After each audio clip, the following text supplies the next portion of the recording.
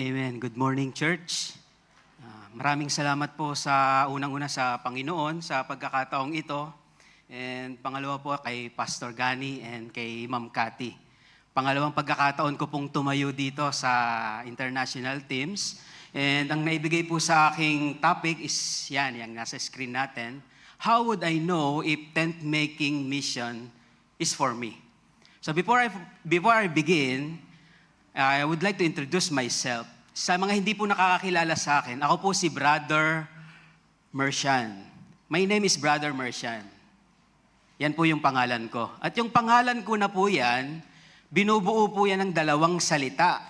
Mercian. Una, mercy. And iyan. Yung mercy po, alam naman natin na God withholding punishment that we deserve in hell. Yan po yung mercy, tama po ano? And yung iyan po, I am nothing. So pag pinagsama nyo sila, ito yung lalabas. Without mercy, I am nothing. Ang ganda po ano? Maganda po ba? Amen. Gawa-gawa ko lang po yan. Amen. So just to lighten may kaba, may nervyos. Alam niyo, hindi ko po maintindihan, bakit ba itong pulpito, laging kadikit yung banyo? Hindi ko alam, hindi ko maintindihan ano po. So, to begin with, mga kapatid, ako po ay, sabi nga ni Ma'am Cathy, sa Singapore po ako nag-stay. I am married with one wife, with one son. Maganda pong malinaw po yan, ano? And I came to Singapore, hindi po para maging isang missionary. Nagpunta po ako doon, sabi nga ni Ate Cathy, para magtrabaho. Kasi po sa Pilipinas, ako po ay isang, hindi po. Ako po ay isang ulirang ama na gusto ko lang pong maiangat yung buhay ng aking pamilya. So pumunta po ako ng Singapore, 2008. At alam niyo po ba ang pinakamagandang nangyari sa akin? The same day I set foot on Singapore, July 2008, I met the Lord. I'm finding job, but the Lord found me. Amen? So yan po yung pinakamagandang story ng aking buhay. 2008, July, I got saved. And to fast forward po, 2008, 2013. So 2013, mga kapatid, nasa isa akong missions conference and one missionary, nag-share siya ng message na sabi, kung tinatawag ka ng Panginoon ngayon, bakit hindi ka pa mag-decide now? Ang ginamit niyang verse ay yung sa Isaiah, Here am I, Lord, send me. Bakit hindi pa ngayon? Bakit hindi sila? Sabi ng Panginoon, bakit hindi ikaw? Yun po ang naging turning point ko, 2013. Clear, hindi mabura sa dibdib ko yung bagay na iyon. Pero po, sa madaling sabi, sinopress ko yung katawagan na yan ng Panginoon. Natakot po ako. 2013, natakot po akong mag-decide. Sabi ko, nagpunta ako ng Singapore, Lord, to support my family. Alam niyo naman, sa Pilipinas, hindi lang family sinusupport natin. May mga family pa yan. Di ba? Sabi ko, Lord, paano yun? Paano sila? So, hindi po ako nag-decide. Sabi ko, okay na ako sa local church. Magiging faithful na lang ako sa local church. Yun po yung nangyari. But, sabi ng Panginoon, hindi mo kayang takasan yung pagtawag ko sa iyo. Hindi mo kayang tatakasan yan. So, ito yung nangyari sa akin. I can't ignore the feeling that God is calling me to something more. But I don't know if I am ready. Yan po yung tanong. At pwede ko po ngayong itanong sa inyo. May ganyan ka bang pakiramdam? May ganyan ka bang pakiramdam ngayon? You cannot ignore the feeling that God is want you to do something more. Kung may ganyan kang pakiramdam, sit back and relax. Etong message na ito ay para sa akin at sa iyo. Alam nyo ba, 2013, 2023 na ako nag-decide. Ang tagal ano? Delayed, mga kapatid, delayed obedience actually is disobedience. So if you are here today, keep on hearing and being reminded by this word to go, mag-decide ka na. Kasi delaying the obey or the commandment of God is a disobedience. Okay? Hindi gusto ng Panginoon yan. So if you have felt this message is for you. So let me remind you again, ito po yung ating sasagutin. How would I know if tent-making mission is for me? Naitanong nyo na po ba yan sa sarili nyo? Sino po dito yung mag-access to? Please raise your hands. Amen. Tandaan nyo po, lalabas po sa exam nyo mamaya yan. So better, take note. How would I know if tent-making mission is for me? I cannot answer that for you. It is between you and the Lord. But let me guide you through my testimony as a missionary in Singapore. So, okay po, ano? So, na-define na po ito ng maraming speakers before me. Pero for my own definition of tent maker, what is tent maker? Ito po yung tatlong W's. Works, witnesses, and worships. Yan po yung kinakapalooban ng isang tent maker. Nagtatrabaho ka, works, use your real job to support himself on the mission field. Pangalawa, at the same time, while you are working, you are also witnessing. Sabi nga ng ating preacher kanina, you have the message. What is the message? That God gave His Son, Jesus Christ, to die, buried, and risen again. Amen? That's the gospel. That is our witness. Share the gospel wherever God plants you. And thirdly, while you're doing this, your life is a worshiping testimony. Worships, works, witnesses, and worship. Stay connected to local church. Importante po yon. No man is an island, even Christian. Hindi po pwedeng mabuhay mag-isa. Okay? So, tent maker. Nabanggit na rin po ng pastor natin kanina yan. Yung tent maker, galing po yan sa Acts 18, verse 3. Ano pong sabi doon? And because he was of the same craft, he abode with them and wrought, for by their occupation there were tent makers. Sino po yan? Si Apostle Paul, si Aquila, and si Priscilla. And si Apostle Paul po, he was a great apostle. But, hindi po naging hadlang yung pagiging tent maker. Hindi niya kinahiya. Great apostle ako eh. Preacher ako eh. Missionary ako eh. Maggagawa ako ng tent? Hindi po, part yon. Strategy yon ng Panginoon in order for Him to reach out more souls. Amen? At yan po yung dahilan kung bakit kayo nandito. Yun ba yung dahilan? Amen. Sana po. Kasi yan yung dahilan. Kasi nandito tayo, 5th Global Tent Makers Conference. Para po malinaw sa atin. Paul didn't stop preaching. He just also made tents. That was his strategy. Actually, God gave that strategy to him. So, tent maker does not see his workplace as an obstacle to ministry. Alam niyo po, nakakalungkot, yung iba, nag-abroad, sabi, tent maker. Pero nung nakarating na sa abroad, nag-iba yung purpose. So wag po nating babaguhin yung purpose ng Panginoon. Amen? Nangako ka ngayon, tent maker ako, Lord. Tent maker ako hanggang mamatay. Dapat ganun. Amen? So tuloy po natin. Since this is a special testimony ng nangyari sa akin sa Singapore, ayan po yung outline. I arrived at Singapore July 3, 2008, maghahanap ng trabaho. Pagdating ko doon, I got saved. The same day. Amen? Saved by faith in Christ. And after that, following Sunday, tuloy-tuloy na po yan. Naging soul winner, nag-aral. Una, song leading. Sabi ko sa pastor ko, Pastor, hindi po ako marunong mag-song lead. Pasayawin mo na lang ako. Pero kasi po sa amin po, sa Baptist po, hindi po kami nasayaw. So sabi ng pastor ko, huwag ka na magsayaw, mag-song lead ka na lang. O sige po, song lead. Hindi ko alam yung 4/4. Paano ba yung 4/4 na yan, 3/4 na yan? Pero sabi ng Panginoon, be faithful. Be faithful. Kailangan mong magstay sa local church to learn, to grow. And then 2013, sabi ko nga kanina, lumabas na yung pagtawag. Meron kang calling to be a missionary. And then, tingnan natin to, 1, 2, 3. Ito po yung nangyari sa akin sa Singapore. First, the ministry was already there.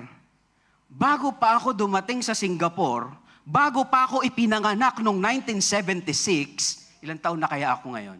76 pinanganak ako, Bago pa ako dumating sa Singapore, may ministry na naginawa ang Panginoon para pagdating ko doon, ready na. The ministry was already there. Before even I got saved and go to Singapore, the Lord already prepared everything for me. I have no pulpit that time. Wala po. Pero meron akong local church. Meron akong pastor na nangangarap para sa akin. Sabi ng pastor ko, hindi ka lang pinanganak para magsayaw sa mga dance contest. Pinanganak ka to preach the gospel. Not only in the local church, but to around the world. Narinig ko kay Pastor Gani, kung walang pangarap sa inyo yung pastor nyo, umalis na kayo doon. Dito kayo. Dito tayo. Lilipad tayo sa mga bansa-bansa. We will bless the world with the gospel of the Lord Jesus Christ. Amen?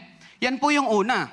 May Singapore history. Meron ng ministry na nakahanda sa akin bago pa ako dumating doon. At maganda rin may mga nauna sa aking preachers na remind ako. Sabi ko, mauuna sa akin si Pastor Genesis. Nagsasalita yun, walang kopya. Salita lang siya ng salita. Sabi, paano kaya yun? Kukompare ko yung sarili ko. Tapos meron pang isang dumating na preacher, ang ganda ng slides niya, systematic. Paano ko kaya gagawin yon? Pero ni-remind ako ng Panginoon, sabi niya, anak, don't compare yourself to anybody. Ginawa kita bilang vital organ. Vital organ. Kidney ka. Huwag kang mainggit sa kanila. Amen? Mga kapatid, kasi ganito yan. If you compare your ministry or yourself to a person na mas angat sa iyo, madi-discourage ka. Amen? Pag kinumpare mo naman yung sarili mo sa mas mababa sa iyo, magiging proud ka. So anong kailangan mong gawin? Kung may ministry na was already there, be faithful. Amen? Kasi yan naman ang tawag sa atin eh. The stewards requires to be found faithful. Not to compare himself or his ministry to other ministries. Amen? One soul is enough that the heaven will be rejoicing. Amen?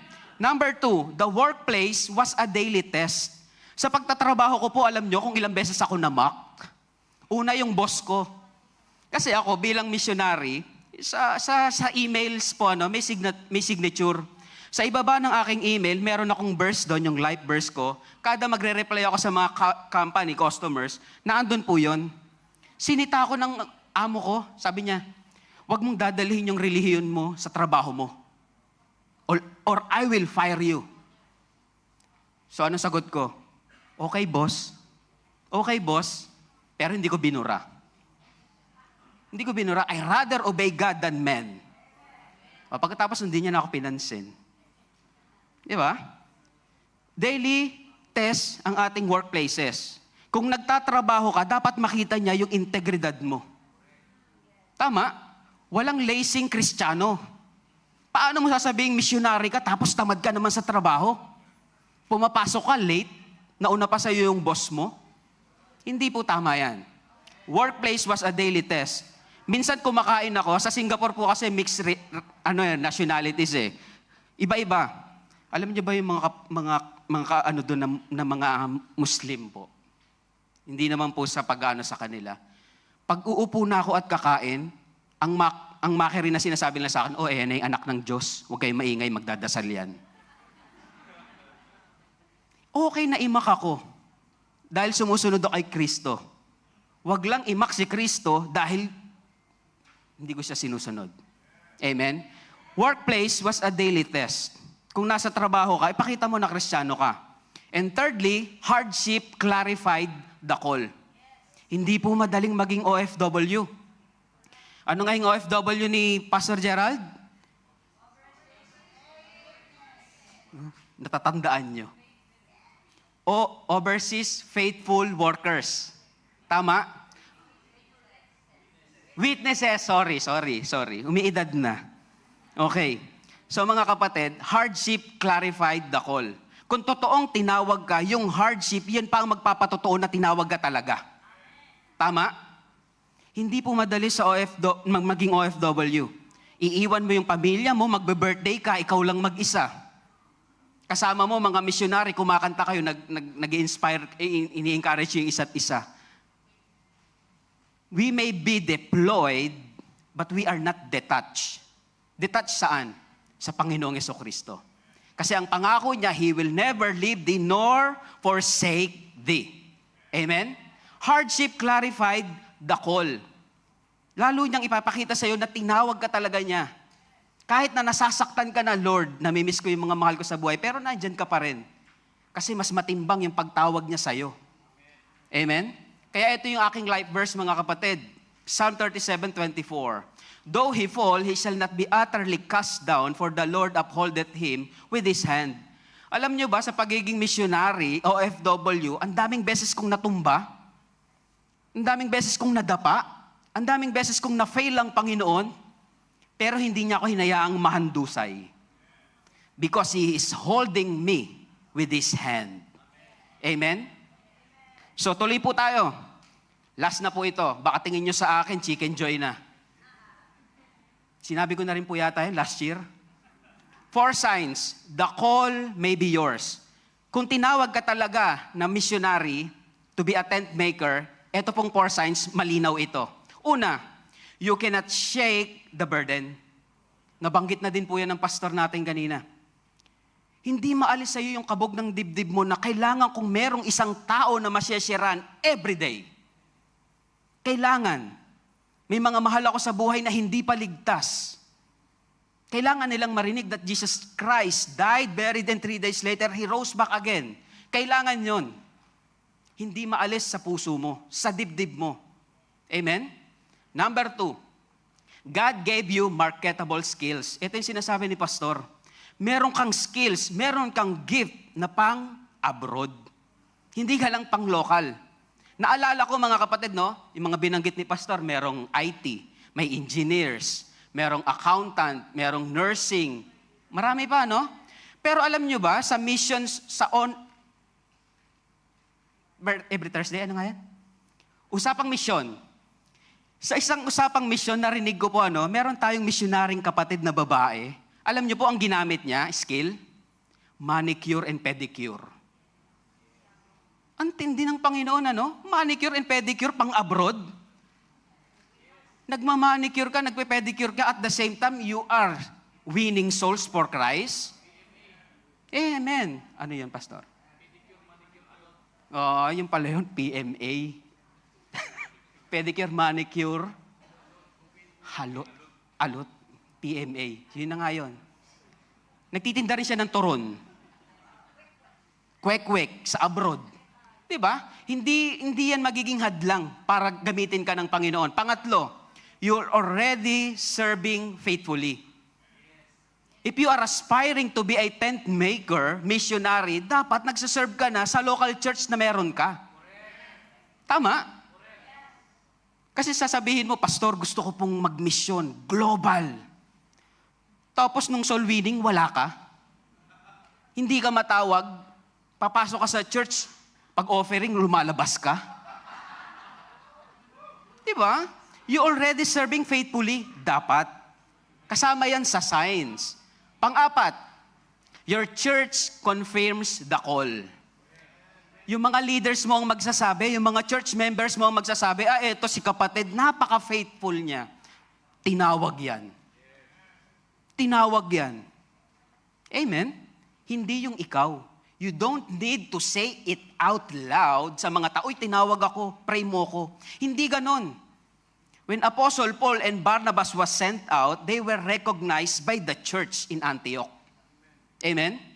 So dapat, i-confirm yan ng church kung saan ka napapabilang.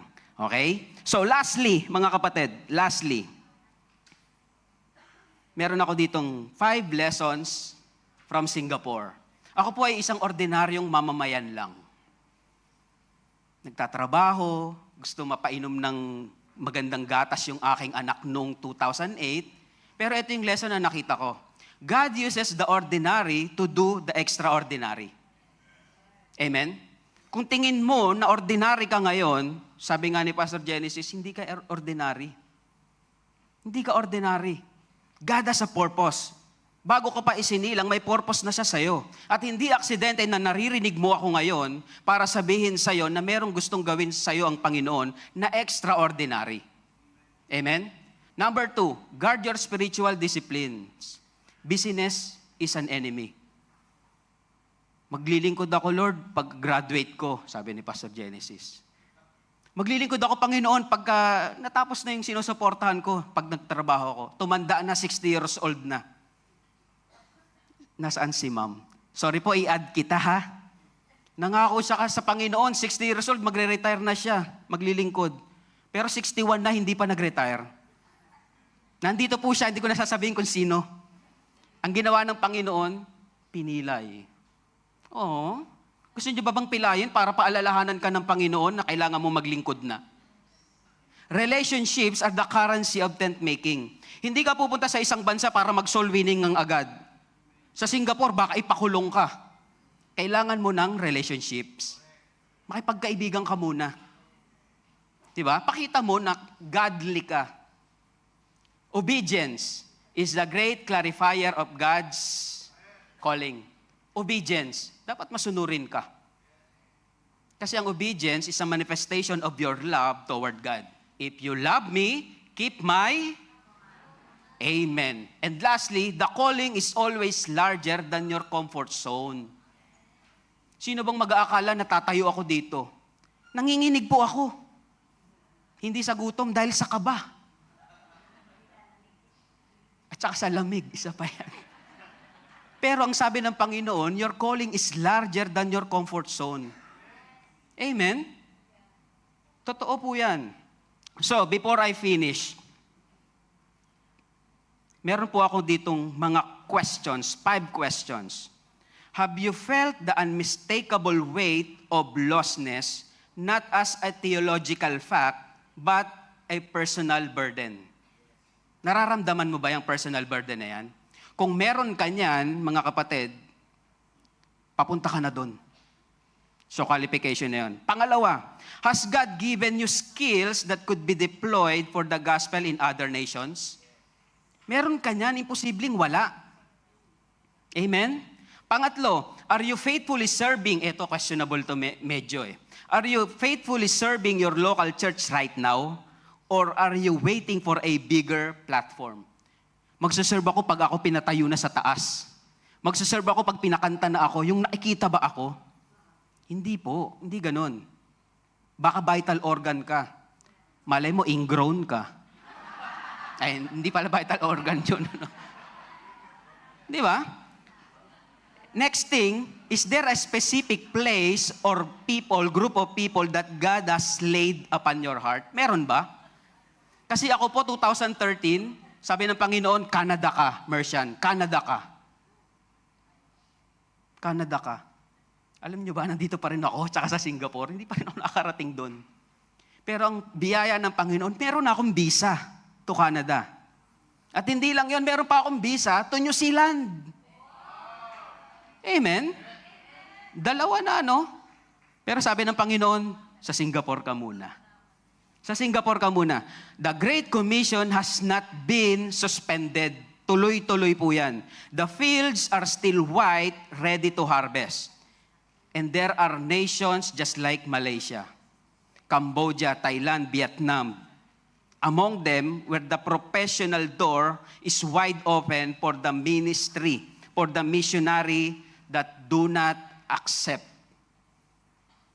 Maraming missionary na hindi pinapapunta sa mga bansa eh. Pero open sila sa mga professionals. Tayo yun. Ikaw yun at ako as a tent maker. Amen? So God is looking for a tent makers. He is not looking for perfectly prepared. He is looking for the willing. Willing ka ba? Willing ka ba? Amen. Hindi mo yan sinabi para i-impress ako o yung katabi mo. Naririnig ka ng Panginoon.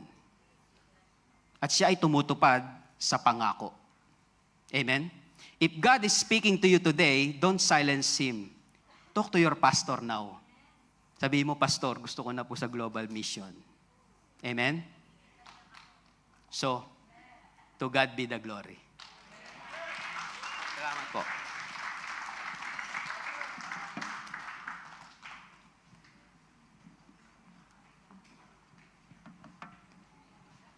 Amen.